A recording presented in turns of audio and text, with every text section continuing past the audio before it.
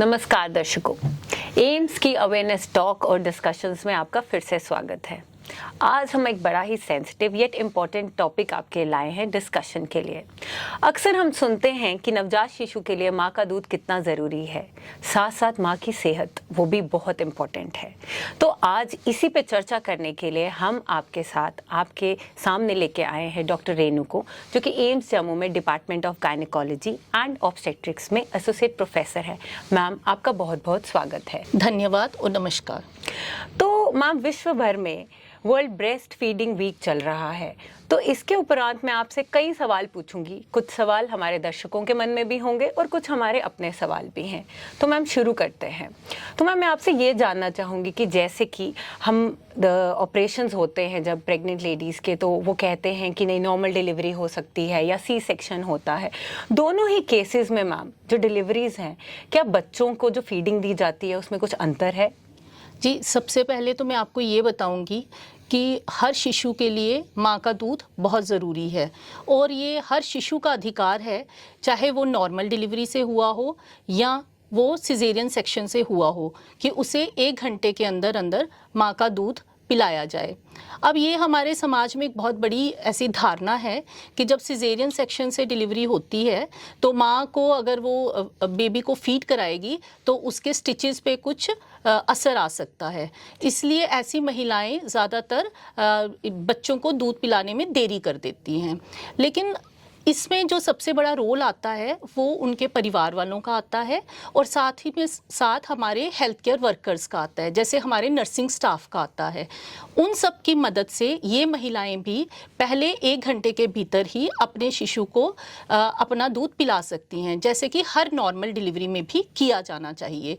और इसमें उनके ऐसी कुछ पोजीशंस हैं, जैसे कि वो लेटे लेटे भी बच्चे को दूध पिला सकती हैं, और जब 1-2 दिन का बच्चा हो जाता है, जब उनको बिठा दिया जाता है माँ को, तो कुछ जैसे हम एक फुटबॉल होल्डिंग पोजीशन कहते हैं, उसमें वो दूध पिला सकती हैं। इससे उनके स्टिचेस पे कुछ दबाव नहीं पड़ता और उनको पेन भी कम होती है। पर हाँ, ज़रूर हर माँ को, चाहे वो नॉर्मल डिलीवरी होती है उसकी या सिजेरियन सेक्शन होता है, तो उसे अपने शिशु को 1 घंटे के भीतर अपना दूध देना चाहिए।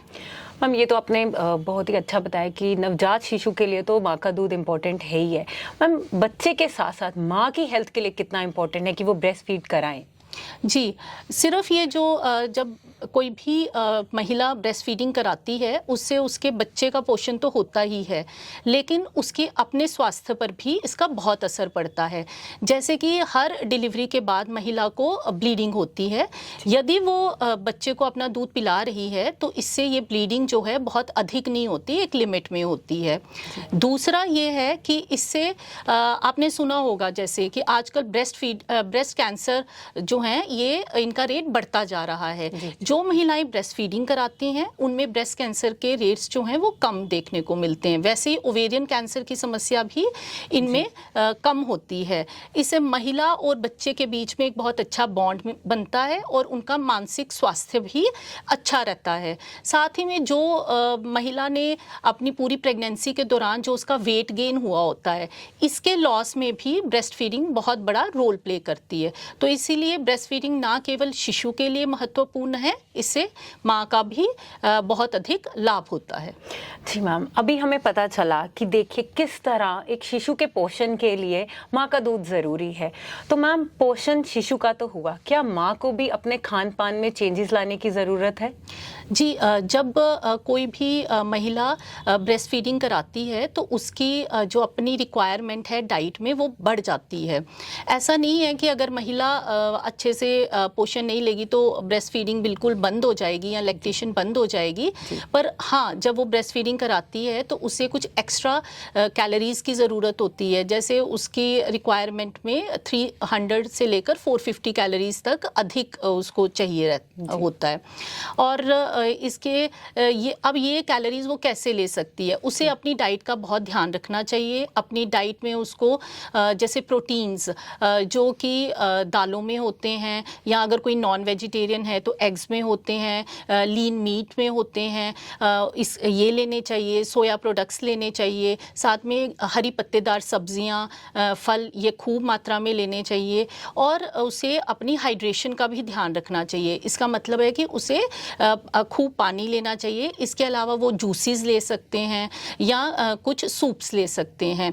अब हमारे यहाँ पर एक आप कहें कि एक रिवाज है कि महिला को डिलीवरी के बाद एक तरह का एक डाइट बनाई जाती है घर पे, जिसे हम सुंड या पंजीरी कहते हैं। ये जो है ये भी ब्रेस्ट फीडिंग महिलाओं के लिए बहुत ही ज़रूरी है। वो अगर उसे कोई ब्लड प्रेशर या शुगर की प्रॉब्लम ना हो तो वो ये सब चीज़ें ले सकते हैं।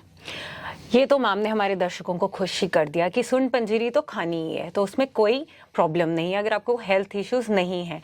मैम, एज अ गायनेकोलॉजिस्ट कौन सी तकलीफ़ें हैं या कौन सी पोजीशंस हैं या क्या फीडिंग प्रॉब्लम्स हैं जो एक लेडी फेस करती है अपनी ब्रेस्ट फीडिंग के दौरान? जी, जब महिला ब्रेस्ट फीडिंग कराती है और उसे इसकी प्रॉपर टेक्निक का पता नहीं रहता, उसे ये पता नहीं रहता कि उसे पहले 1 घंटे में ही स्तनपान शुरू कराना है और उसे कैसे करवाना है, तो प्रॉपर अगर वो बेबी की पोजीशन ठीक नहीं होती या उसकी अटैचमेंट ठीक नहीं होती तो उसे कई समस्याएं आ सकती हैं। पहली समस्या तो ये है कि वो कहती हैं कि हमें दूध पूरा नहीं आ रहा या कम आ रहा है। ये इसलिए होता है कि जब बच्चा स्तनपान करता है तो उसके सक करने से ही और मिल्क की सेक्रीशन होती है। तो जब वो प्रॉपर ढंग से फीड नहीं कराती या टाइम से फीड नहीं कराती तो उसके दूध में कमी आ जाती है और उससे उनका बच्चा भी भूखा रहता है और बहुत रोता है और माँ को भी बड़े एंजाइटी इश्यूज हो जाते हैं। इसके अलावा जब बच्चे की प्रॉपर अटैचमेंट नहीं होती तो उनके क्रैक्ड निप्पल्स हो सकते हैं या सोर निप्पल्स हो सकते हैं। इससे माँ को बहुत पेन होता है और जब बेबी सक करता है तो ये पेन और भी बढ़ जाता है।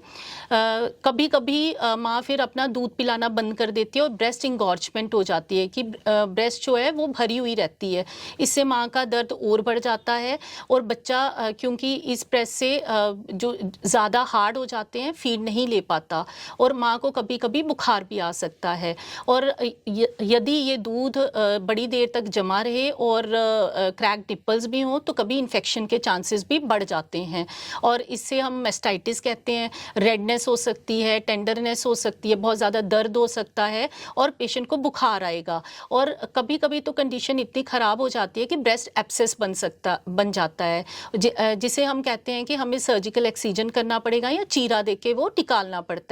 तो ये सारी चीज़ें हम सोचते हैं कि क्यों होती हैं। बेसिकली अगर हम टाइम पे ब्रेस्ट फीडिंग नहीं कराते, ठीक ढंग से ब्रेस्ट फीडिंग नहीं कराते तो इससे ये सब समस्याएं उत्पन्न हो सकती हैं। तो इसलिए ब्रेस्ट फीडिंग कराने से इन सबको रोका जा सकता है। तो डॉक्टर रेनू ने हमें बताया कि कितनी परेशानियां हम फेस कर सकते हैं, हमारी फीडिंग मदर्स फेस कर सकती हैं अगर वो ब्रेस्ट फीडिंग ना कराएं या प्रॉपर टेक्निक ना फॉलो करें या वो ना सीखें।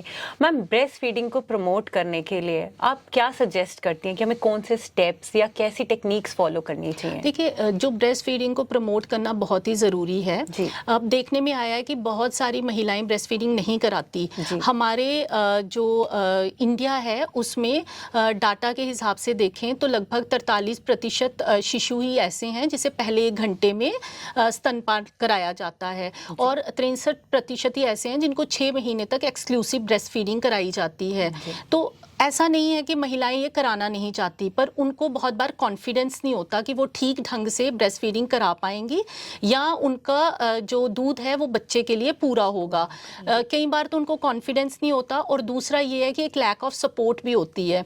पहले 1-2 दिन माँ जो है वो खुद से ये सारा नहीं कर सकती, उसे अपने परिवार वालों की सपोर्ट की ज़रूरत होती है, उसे हेल्थ केयर वर्कर्स के सपोर्ट की ज़रूरत होती है।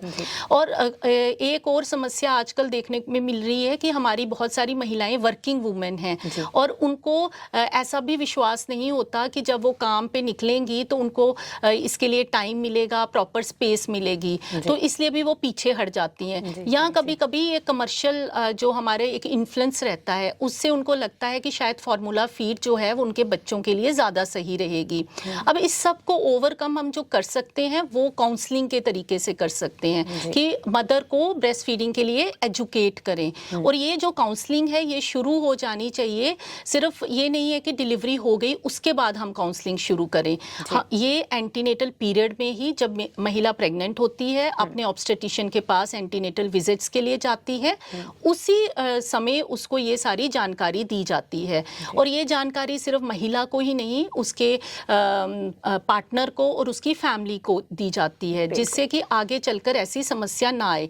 इसमें हम उसे इसके बेनिफिट्स बताते हैं, फार्मूला फीड के रिस्क बताते हैं, उन्हें ये बताते हैं कि उन्हें किस टेक्निक में फीडिंग करानी है। और दूसरा ये है कि जैसे बहुत सी महिलाएं बच्चे को जब बॉटल देती हैं या और कुछ कभी वो बड़ा रो रहे हैं तो और चीज़ें पेसिफायर्स दे देते हैं, उनके क्या नुकसान हैं, ये सारी चीज़ें। और हमारे यहाँ एक और रिवाज है, जैसे आपने देखा होगा कि माँ का पहला गाढ़ा दूध जिसे कोलेस्ट्रम कहते हैं वो नहीं पिलाया जाता, उसकी जगह वो उसको शहद चटाते हैं, इससे भी बच्चे को बहुत नुकसान हो सकता है, ये सब बताया जाता है। तो एक तो ये काउंसलिंग हो गई, दूसरी हेल्थ केयर वर्कर्स ट्रेंड होने चाहिए जो महिला को सपोर्ट प्रोवाइड कर सकें। तीसरा, वर्किंग प्लेसेस में भी हर महिला के लिए एक ऐसी जगह होनी चाहिए जहां पर वो ब्रेस्ट फीडिंग करा सके, या उनके लिए टाइम डेडिकेटेड होना चाहिए। और प्राइवेट वर्कर्स जो हैं उनको पेड मैटरनिटी लीव मिलनी चाहिए। जी जी, thank you so much ma'am, आपने इतने इम्पोर्टेंट सेंसिटिव टॉपिक पे हमसे डिस्कशन की और हमारी सोसाइटी को एजुकेट किया कि कितना ज़रूरी है बोथ वर्किंग वुमेन के लिए और जो हमारी घर पे हैं हमारी लेडीज़ जो फुल टाइम वर्क करती हैं उनके लिए भी। तो अगर अब हमारे दर्शकों को, मुझे लगता है कई सारे मिथ्स या क्वेश्चंस होंगे जो आंसर हो गए हैं, अगर फिर भी आपके मन में कोई इश्यूज़ हैं या क्वेश्चंस हैं तो हमारे कमेंट सेक्शन में ज़रूर भेजें। हमारे साथ बने रहने के लिए धन्यवाद। धन्यवाद।